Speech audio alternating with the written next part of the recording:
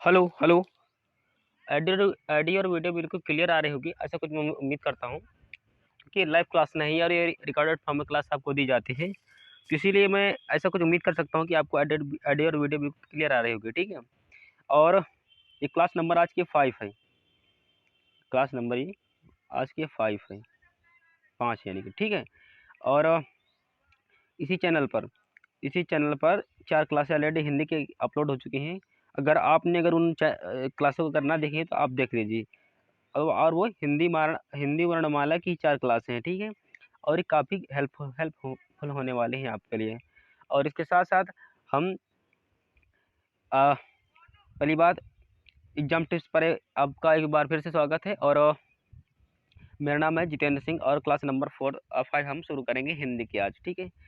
और मैं 2-3 दिन से बाहर गया था, तो इसलिए मैं इसकी वीडियो अपलोड नहीं कर पाया, क्योंकि ये सभी कम्पिटिटिव एग्ज़ाम जो होते हैं और जो हाई स्कूल इंटर जो परीक्षाएँ हिंदी की जो होती हैं, जिसमें व्याकरण पूछे जाते हैं, यानी कि व्याकरण, ये उसके लिए क्लास है। ठीक है।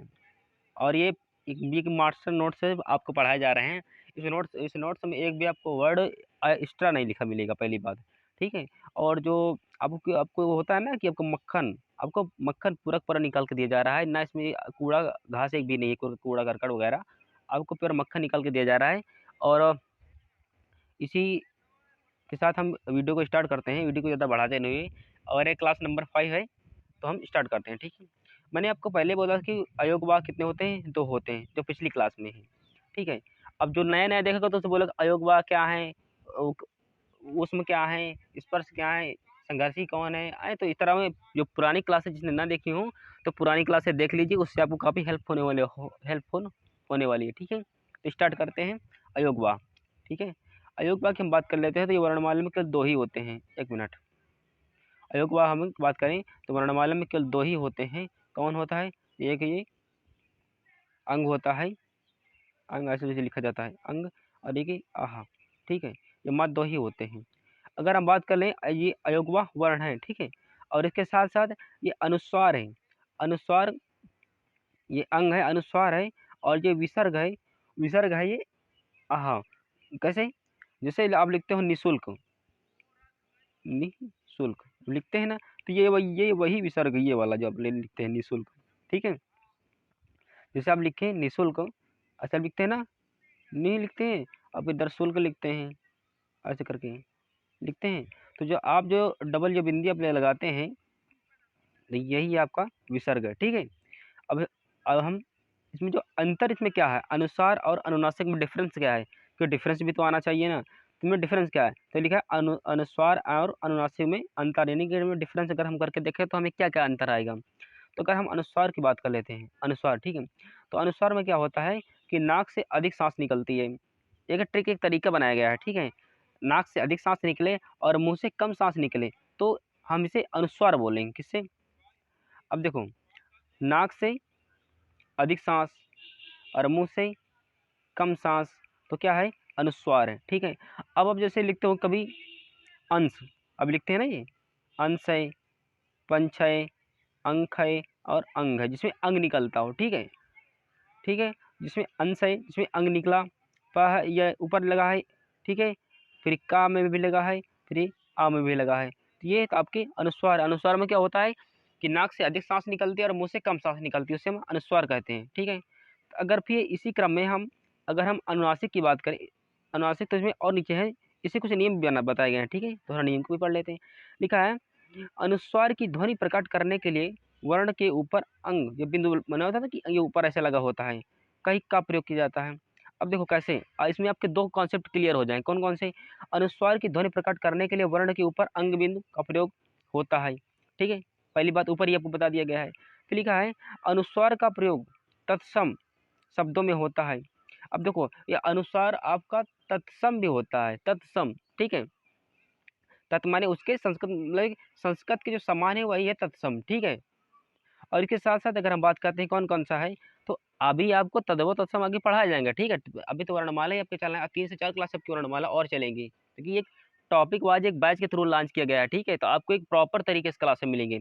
तो अगर हम अनुसार की बात कर लेते हैं, तो इसमें जो अनुसार का प्रयोग सब तत्सम के रूप में प्रयोग होता है।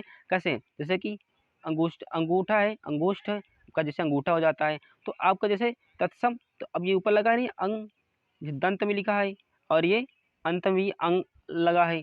तो हम जैसे अब आपके दो कॉन्सेप्ट यहाँ क्लियर हो जाएंगे, ठीक है। कौन कौन से, अगर हम बात कर लेते हैं, जो आपका ये तत्सम है, ठीक है, ये वाला, और ये वाला जो आपका है ये तद्भव है। तद्भव का अर्थ होता है हिंदी से, ठीक है, यानी हिंदी वाला जो हिंदी का होता है उसे हम तद्भव कहते हैं, और जो संस्कृत का होता है उसे हम तत्सम कहते हैं। सब माने संस्कृत, इससे आप यद्यत कर लीजिए, ठीक है। अभी आपको विस्तार रूप में अगली जो क्लासें होंगी उसमें आपको बताया जाएगा, ठीक है। फिर लिखा है इसमें, इसी जो अगला है, नेक्स्ट बात कर लेते हैं, अनुस्वार का प्रयोग बहुधा ह्रस्व के साथ ही होता है। अब ह्रस्व और दीर्घ, ह्रस्व का वाला होता है छोटा, तो अनुस्वार का प्रयोग हमेशा छोटे स्वर के साथ ही प्रयोग होता है, ठीक है, ये काफ़ी इंपॉर्टेंट है आपके लिए। फिर हम बात कर लेते हैं अनुनासिक की, अनुनासिक, फिर लिखा है जिसमें नाक से कम सांस निकले, नाक से कम सांस निकले और मुंह से अधिक सांस निकले। अब अनुस्वार में क्या था, अनुस्वार में था कि नाक से अधिक सांस निकल रही थी और मुंह से कम सांस निकल रही थी। लेकिन अगर हम अनुनासिक की बात करें तो अनुनासिक में क्या होता है कि अनुनासिक के उच्चारण में नाक से कम सांस निकलती है लेकिन मुंह से अधिक सांस निकलती है, ठीक है। इसमें कौन कौन से होते हैं, जैसे आंसू, आंत, चांद, गांव, चिड़िया और आंख, ठीक है। और यहाँ पर से हम शुरू करते हैं जिसमें कि चंद्रबिंदी लगी होती है। कौन कौन चंद्रबिंदी है, जैसे कि आंसू में चंद्रबिंदी आ की लगी है, और इसके साथ साथ आंत में भी लगा है, ठीक है। जैसे चांद भी है, चिड़िया भी है, और दांत भी है और आंख भी है, ठीक है। जिसमें चंद्रबिंदु लगा होती है ना, चंद्रबिंदी जो लगी होती है ना, जैसे कि चिड़िया में जो आम में लगा है, ठीक है ये। और इसके साथ अगर हम बात कर लेते हैं तो अंग, जो चंद्रबिंदी लगे होते थे ये सभी क्या होते हैं, तद्भव होते हैं। क्या होते हैं, तद्भव। अब कैसे, देखो यहाँ पर बताया जाएगा आपको, स्प्लेन विद स्प्लेन बताएगा, ठीक है। कैसे, अनुनासिक वर्णों पर चंद्रबिंदु लगा होता है, जैसे कि हमने पहले ऊपर ही बता दिया है, ठीक है। फिर लिखा है अनुनासिक का प्रयोग तद्भव में होता है, तद्भव यानी कि संस्कृत, ठीक है। देखो एक तरीका है पहचानने का, अगर बहुत कटे फटे अच्छे लगे हों, संस्कृत के आप लोग संस्कृत जब पढ़ते हैं तो उनमें आप कटे फटे शब्द बहुत सारे मिलते हैं नहीं, लेकिन अगर जब हम तुम हिंदी की बात करोगे तो वहाँ पर बिल्कुल सही सही मतलब सफा सफा शब्द तुमको मिलेंगे, ठीक है, टेढ़े ज़्यादा टेढ़े शब्द नहीं मिलेंगे। तो अगर अनुनासिक की बात कर लेते हैं तो अनुनासिक का प्रयोग दीर्घ दीर्घ स्वरों के साथ प्रयोग किया जाता है। अनुस्वार छोटे में भी किया जाता है ह्रस्व में, लेकिन अनुनासिक प्रयोग किया जाता है दीर्घ में, ठीक है। नेक्स्ट है, तो लिखा है सभी स्वर अल्प प्राण सघोष होते हैं। अब अल्प प्राण सघोष कौन कौन से होते हैं, अब इनके बारे में हम बात कर लेते हैं। तो मैं इसके आगे जो वीडियो सघोष अघोष और अल्प प्राण और महाप्राण का आएगा, ठीक है, तो इसमें आपके 1 या 2 नंबर आपके पक्के हो जाएंगे। तो हम स्टार्ट कर लेते हैं, ऐसे बताते हैं कौन कौन से हैं, ठीक है। लिखा है अल्प प्राण, मुख से कम हवा निकले, अल्प प्राण मतलब अल्प मैंने थोड़ा, पहली बात समझ लिए, और थोड़ा क्या निकलेगा, मुंह से कम हवा निकलेगा, पहली बात है, ठीक है। और सघोष क्या है, मतलब सघोष मतलब जिसमें कि कंपन होना, अगर आप कहीं पर जब गले में बोलते हैं किसी शब्द को, वाक्य को, वर्ण को, तो ध्वनि मतलब जब बोलते हैं तो कंपन, किसी किसी वर्ड में कंपन उत्पन्न होता है किसी स्वर में, ठीक है, तो उसे हम बोलते हैं सघोष, ठीक है। फिर हम बात कर लेते हैं व्यंजन, व्यंजन अभी तो हमने स्वर पढ़ा है ना, स्वर, ठीक है। तो स्वर कौन, व्यंजन कौन कौन से हैं, किसे कहते हैं, इनके बारे में पढ़ लेते हैं।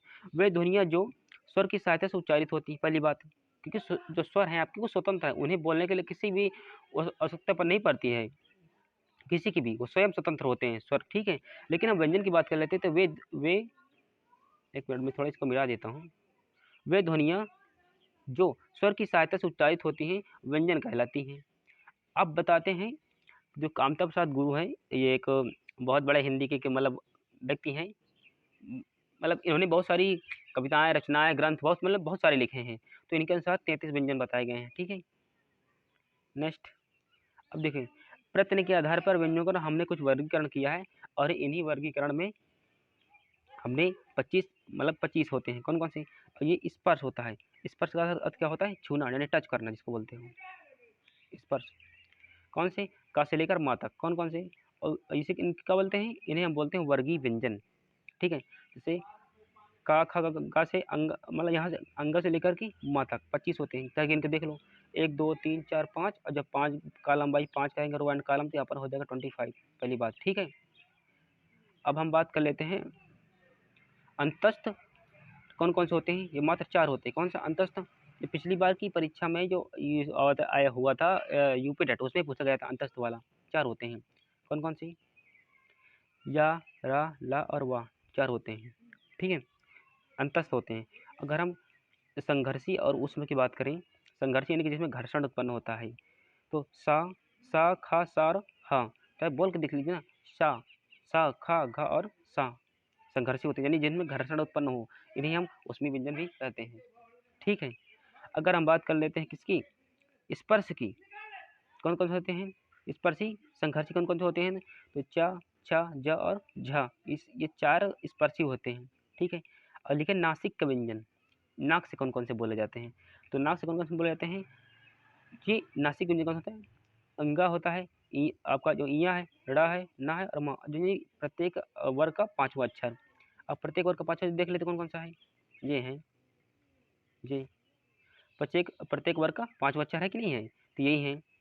फिर अगला जैसे कि आपका अंग है, आपका इया है, डा है, मतलब ये मुख और नासिक के यानी नाक और मुख की सहायता से उच्चारित होते हैं। ठीक है,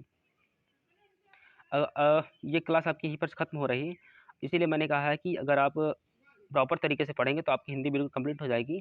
और ये प्रॉपर एक नोट्स के तरीके हैं, इसमें एक भी शब्द आपको एक्स्ट्रा नहीं लिखा मिलेगा। ठीक है, इसलिए बोलते हैं कि अगर आपने हमारे चैनल को सब्सक्राइब नहीं किया है तो बेल आइकन को ऑल पर प्रेस करके चैनल को सब्सक्राइब कर लीजिए, और एक कमेंट करिएगा। और क्योंकि कमेंट भाई आप हमारे लिए काफ़ी इंपॉर्टेंट है, क्योंकि वीडियो को बनाना, रिकॉर्ड करना, मतलब रिकॉर्ड करना, चढ़ाना, अपलोड करना काफ़ी मुश्किल भरा काम होता है। ठीक है, तो आप सब्सक्राइब कर लीजिए, और जो बेल आइकन को ऑल पर प्रेस कर लीजिए। ठीक है, और एक छोटा सा आप कमेंट कर सकते हैं, वीडियो को लाइक कर सकते हैं, लाइक कर दीजिए। ठीक है, तो हमारा थोड़ा मोटिवेशन बना रहता है आपके लिए। और इससे जो 4 क्लासें हो गई आप उन्हें देख लीजिए, तो आपको इनसे काफ़ी आपको हेल्प होने वाली है। ठीक है, और मैं वीडियो ख़त्म यहीं पर करता हूँ, क्योंकि वीडियो ज़्यादा बड़ी हो जाएगी। तो थैंक यू मेरे दोस्त, हम वीडियो यहीं पर ख़त्म करते हैं। धन्यवाद।